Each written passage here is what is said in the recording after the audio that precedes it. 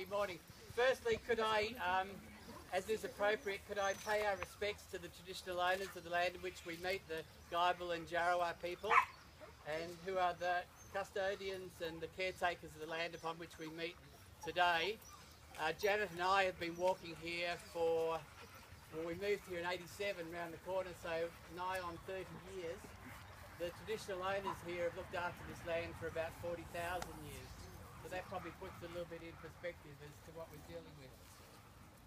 I also wish to pay respects to the users of this land who are no longer with us. And probably the most important person is Peter Lewis. I don't think that Peter's widow Marion is here. I haven't seen Toby this morning, the black Labrador, but Peter was the lifeblood of this park, and he was vitally interested in the issues of the park, and I know from the councillors they were annoyed by Peter's constant questions and everything, but I think it's important on a day like this to pay our respects to Peter and to Toby, who have for all the work that they have done. Could I thank everyone for coming along today? If I don't get a chance to speak with you, I'm Chris from round in 4 Rifle Range Road. If you've got any issues, please call in and let's have a chat about things as we try and resolve this issue. But I also thank the councillors and would-be councillors who have made contact and who have come along today. Initially, I first heard of this issue when I met Anne, and Anne, who's waving over here, is a marvellous friend who we only know from about 7:15 each morning when we walk our dogs here. But she was very upset, and so we sat down and went through the issue. And then I rang a friend of mine, Megan O'Hara-Sullivan, because I knew she was running for council, and I said, what about this issue? And she said, oh, well, I've already heard from different people. So she put me in contact with some others, and here we are today. I suppose what I'd like to do, because a few people this morning don't really know the context of the issues. So if you just bear with me for probably 2 minutes, I'll read my letter to the editor of a couple of weeks ago. Still hasn't been published by the Chronicle, but never mind, you know how things are. So I'll just read that letter and it'll give some context as to why we're here. Pardon me, for I have a bone to chew with the Toowoomba City Council. I hope you will pause for consideration as I tell my tale. For the past 30 years or so, we have had the pleasure of walking our various family pooches through Alex Horne Park, a delightful 40-acre park off Stewart Street in Toowoomba's leafy northeastern corner of Mount Lofty. In 1986, the then Toowoomba City Council added a long concrete path starting at the eastern boundary on Stewart Street and meandering through the middle of the park, taking a dog leg at the bottom to exit at Pascoe Lane or Yates Street into suburbia. The park grass is usually wet in the heavy morning dew. This makes the path a necessity to avoid sodden boots, trousers and sodden hounds. I've often heard Alex Horne Park described by visitors as a canine heaven on earth in Toowoomba. However, since the big wet of 2010-11, Council often leaves the grass overgrown. Tractors now only come at best monthly instead of weekly, as a park this size at this time of year really needs. We've also got a dispenser up the top here. It's a magnificent and expensive work of art, save that the bags are seldom replenished there. Fast forward to mid-2015 and the council started sniffing around our patch. In its infinite wisdom, the TRC erected various signs with maps warning the regulation of the use of the park. In essence, dogs are to be run off-leash to the right of the path and on-leash to the left of the park. In the last few days, a new council officer has been counselling pet dog owners not to walk on the path under the threat of a $230 fine for repeat offenders. Imagine the howls of protest from morning walkers. All this regulation is a doggone overreach of Great Dane proportions. Is it seriously expected for our canine friends to have to take reading lessons to learn which side of the path they'll be allowed to roam? Let us be frank. If your family tail wagger can't behave off-leash, then you should walk it on-leash around the streets until you teach your mongrel some manners. Over the last 30 years, this park has operated perfectly well without council regulation. Let's hope the newly elected council includes a few wise heads with the sense to overturn these barking mad regulations. Our proud 83-year-old fellow morning companion, Anne over here, says, "Don't worry, every dog has his day." She's a dog walker and she votes. Yours faithfully.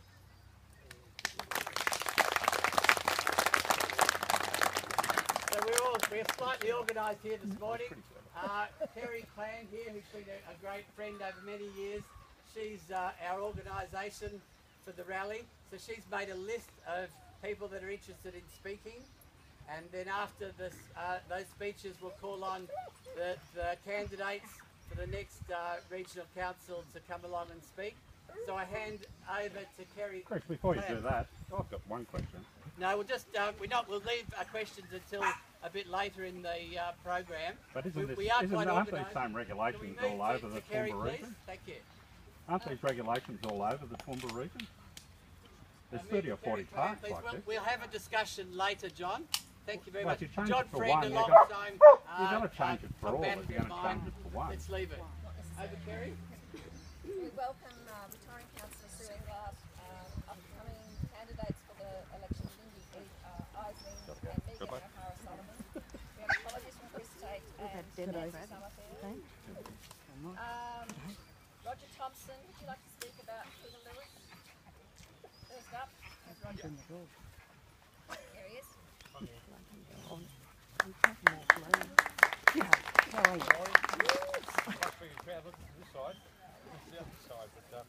Yeah, Roger Thompson's my name. My hometown is Toowoomba. I grew up here, but I went away for 28 years and spent a lot of that in Brisbane.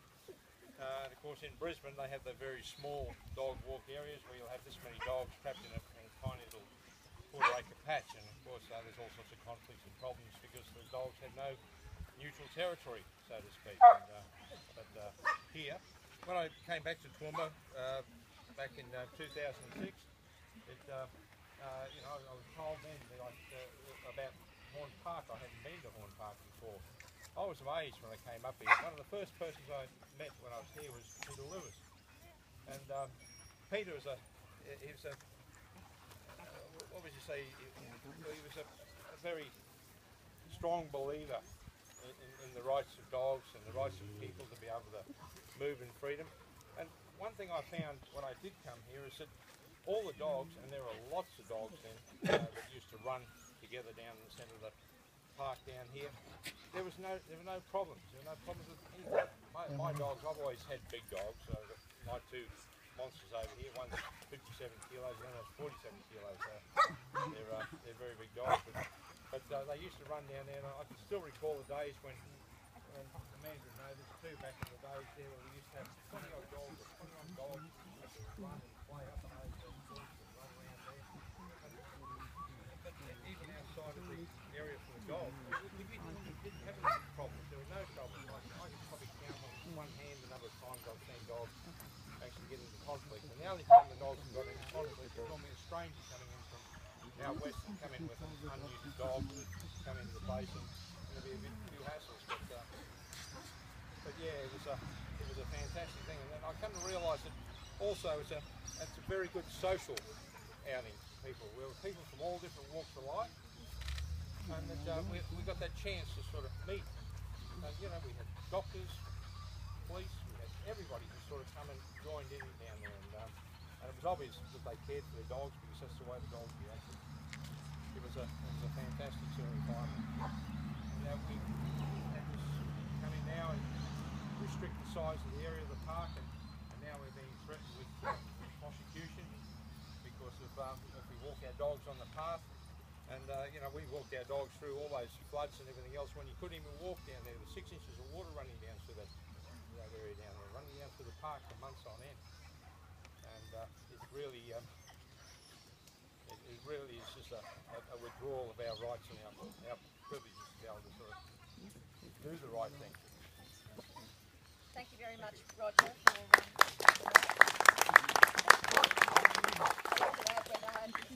my border collie. If it hadn't been for this park and being able to let him run off his excess energy, I would have had him put down because I was at my wit's end walking the tiny little areas of Hopeless, and on the lead was just killing me. So he's only here because of this area. The next person to speak is Heather Weeks. Would you come forward, Heather, please? Come on. Come on. But I moved up off a sheep farm and wanted to move to Toowoomba. This was my sheepdog. She's 12 years old. And so when I was looking for a home, I asked the agent, I said, well, the only criteria I had was a large yard and a really nice park that I could walk my dog in that was handy. So that brought me to buy a property up here.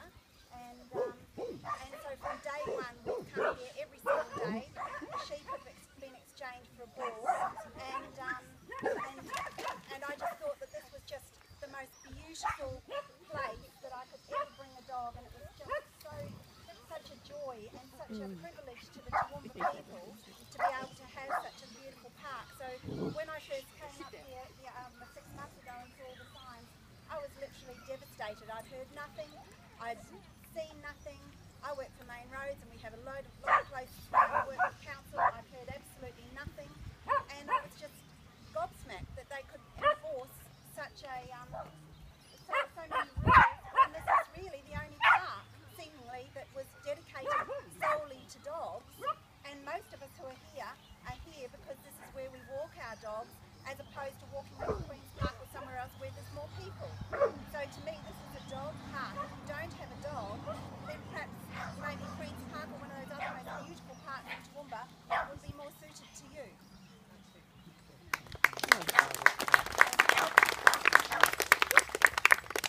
Would Sam and Michael Hetherington come forward to speak about the consultation process that we just heard? Here's Mike here. Picking up. Sorry, my dog had to go potty. Diesel. I thought he was a bit, looked a bit funny. I'm Mike Hetherington. I just live around the street here. But this is the famous Diesel. This Everyone is knows famous Diesel. Diesel. I classify him as the best dog in the park. Sorry, folks. Anyway, he came from the RSPCA. He's a beautiful dog. I live around the street, and the reason I got a dog was because of this. Okay, so I moved there 8 years ago, and so for that time we've walked every afternoon, every morning. My beef with the whole situation is the council are a community team, I suppose, part of us. They represent us and they make the decisions for us, but they never asked us. I have, as I said, lived here. They did have a sign there for a online survey, I think, for parks of what you'd like to see. And I'd like to see more bins and a few more picnic tables and a few more things like that. There's 3 picnic tables, two bench seats, and 3 bins, plus that one over there that's hidden. Okay, so there's only a very small amount of facilities here for us. As I said, the sign said, what would you like to see done with your park? I don't remember any other questions about changes to the park. I understand in parks down near the city that they've got to restrict the action of dogs, but up here we're the only ones that enjoy it. I don't see a lot of kids come up here in the 8 years I've been here.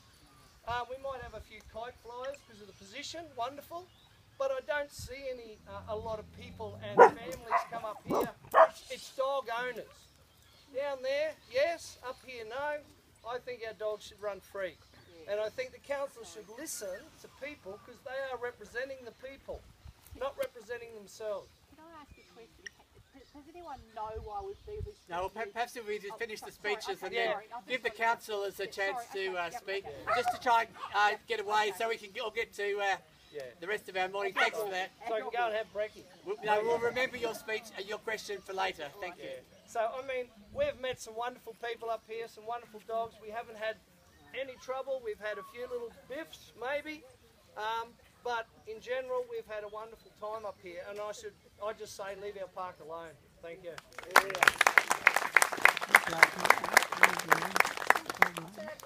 can also live right here on the park. What he said, and I just live just down the bottom of the park there, right on the park, and I don't remember any consultation whatsoever. I mean, if they were going to do something, to ask people what they wanted to do in the park, you'd think they'd ask every single person that lives right on the park at least.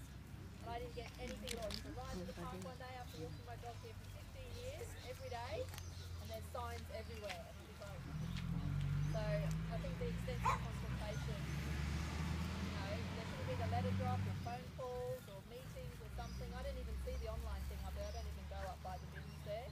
I just stay around this area here. So I don't know what else to say. Except that when I come up here now, I just feel a little bit, there's a bit of angst. Whereas before it was just, you can do what you want to do. Now it's like, can't go there, can't do this. So it's not as enjoyable as it used to be. And really, that's the only issue, guys. Thanks, Sam. Thank you, Sam. Next person to call on is Robert Campbell. Would you please speak about what it means to you as a person?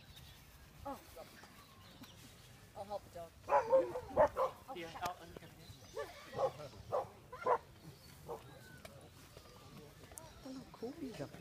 Okay, I've lived in Toowoomba for 8 years, and 3.5 years ago we got married.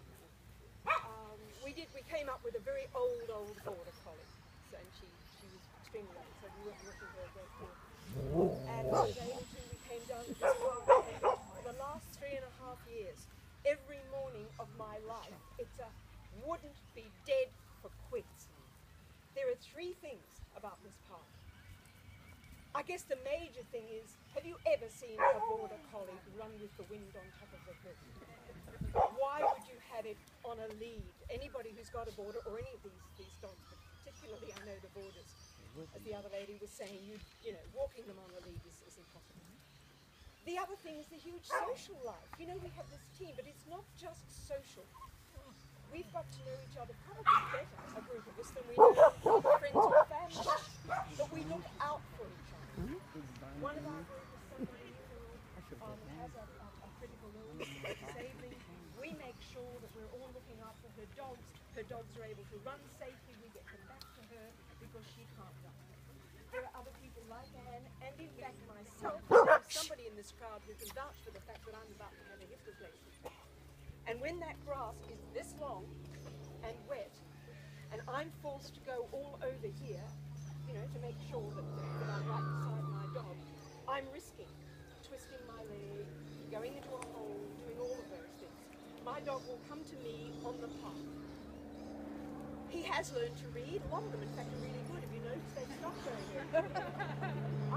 We heard a rumour, in fact, that somebody who lived in a family on the corner there, a man had a dog, 2 dogs, in a kennel on his back fence. So all the other dogs used to go up and go, na, na, na, na, and they'd bark. And then the school kids would go, na, na, na, na, and they'd bark. And I don't know, it was rumour, but we were told that he was the one who went to the council, and the next thing we knew, he was on that side. Don't know how true it is. And he used to then sit up there with binoculars, watching us all, right? So we complied, and continued to comply. The third thing about this fabulous park is I've come down here, as I said, every morning, and every morning it's different. Every tree has another light, every leaf moves another way, the bird moves, everything. It's an absolute joy, and we're extraordinarily privileged. And as everybody else has said who's talked, suddenly we feel this incredible lifestyle is being taken from us. And I've seen, the few people I have seen working here don't seem to mind. They like the dogs go up and say hello. Is this public park for the people or for the minority petulant?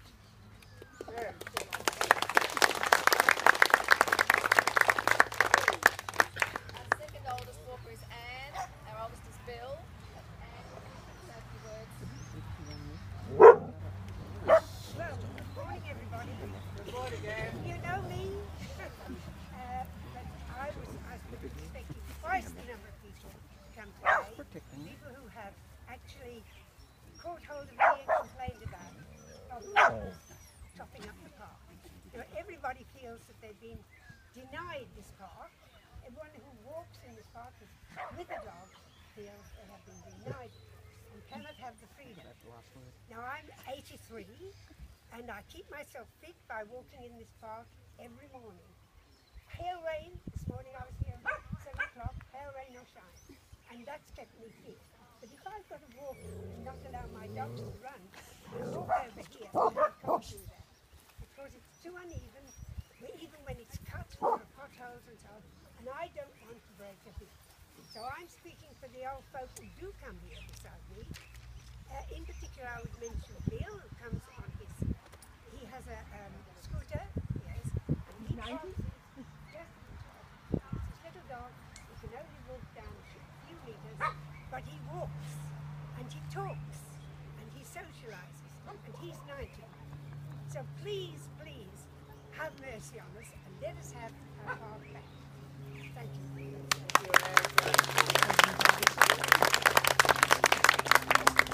It was very, very sad to me. I was almost in tears last week with Bill trying to manage Mandy on a lead. He could barely walk himself. It was just cruel. Maria, would you like to talk about the human aspect? Ladies and gentlemen, Spencer, big round of applause for Spencer. I just want to say I moved here 6 years ago to this area, and I got Spencer and started walking up here, met Peter, who's the first person I met, just like Roger.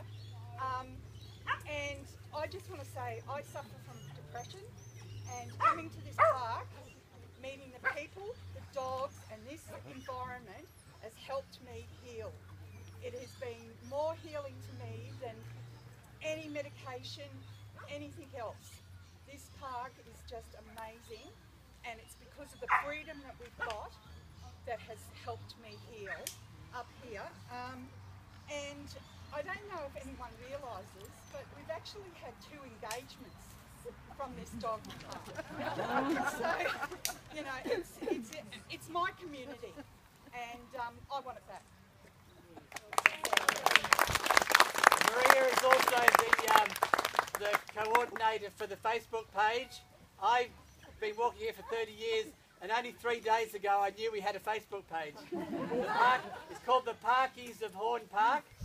So it's a closed group, so all you need to do is to request, and then you'll get entry to all the photos, all the stories, all the engagements. So thanks, Maria, for all your work.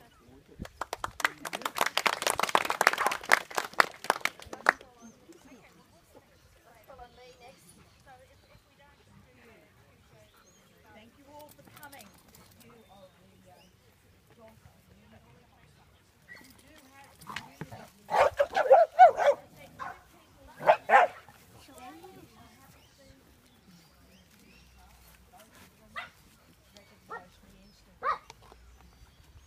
For 40 years I've been coming here, paying rates, paying registration, for which I have never seen any reward.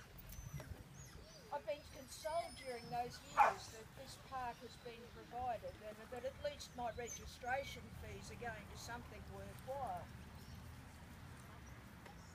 Now, unfortunately, I'm starting to feel like a second-rate citizen. The fact that I can't, well, let's put this another way. The fact that now I am not allowed to walk on the park with my dog makes it extremely difficult. As previous people have spoken, we're not all able-bodied citizens that can run up and down the hills like our dogs can. And this new law will restrict us greatly. I fail to understand why the 5% of people, if there are that many, I haven't met that many, but I'll give them the due, that 5% of people can destroy for us what is a heaven for our dogs. There is nothing more wonderful because we love them. Frankie.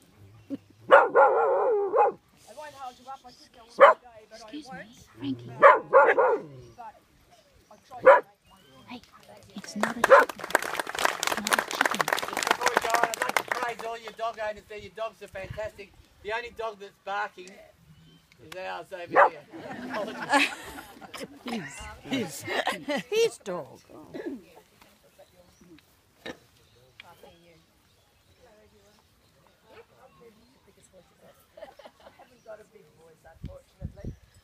I've lived opposite Horn, Kate Street Park for the last 10 years, and I just love this area. It's part of the reason I came up here.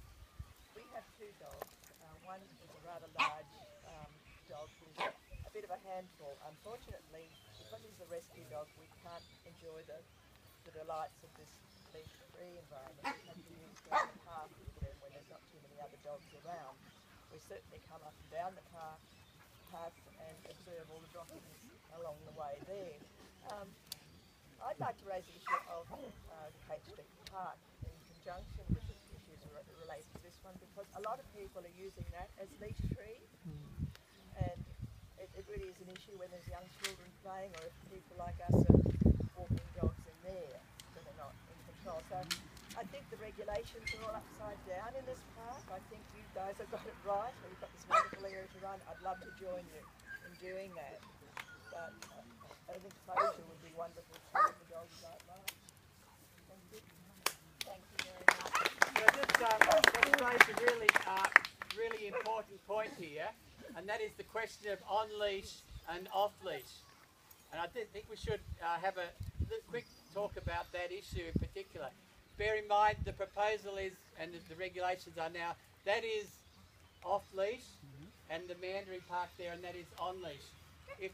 I've been involved with dogs for about 57 years, I think, and if you know anything about dog behaviour, if you've got a dog on a leash, and we have dogs here off-leash, the dogs that are off-leash see the dogs that are on-leash and go, oh, here's my chance to razz them, I'm free, you're not.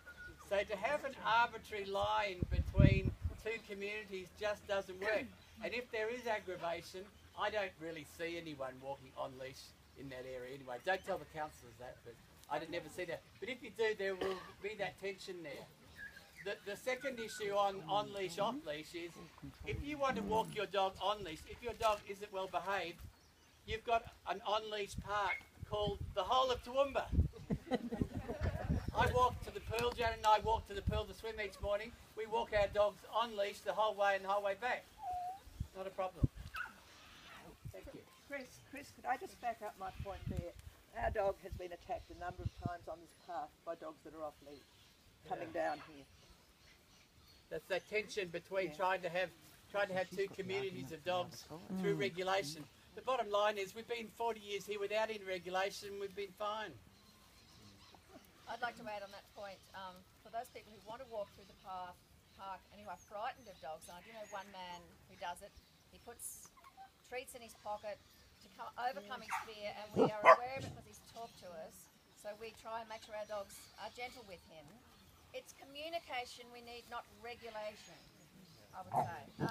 The one last speaker is on this area is Shane Egan.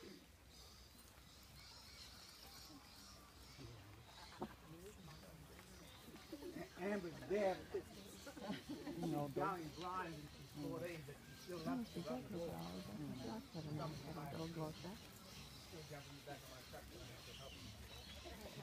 I'm just making my run like I'm getting a bit older and my memory's going. Australia was big on dogs. It's most, all you old country people would well know. The Kelpies and the giant cattle dogs. They were part of making this country what it is. And we spend a lot of time, Australia spends a lot of time stopping people having their dogs. Everywhere you go, you stop. You can't take your dog into a national park. Fair enough. The dog's not under control. He shouldn't be in there. We have lots of other animals in there and need protection. But it is a joke to have this park. And I think the people that are here today are probably the only 95% of the people that use the park. As you say, you do see a few kids,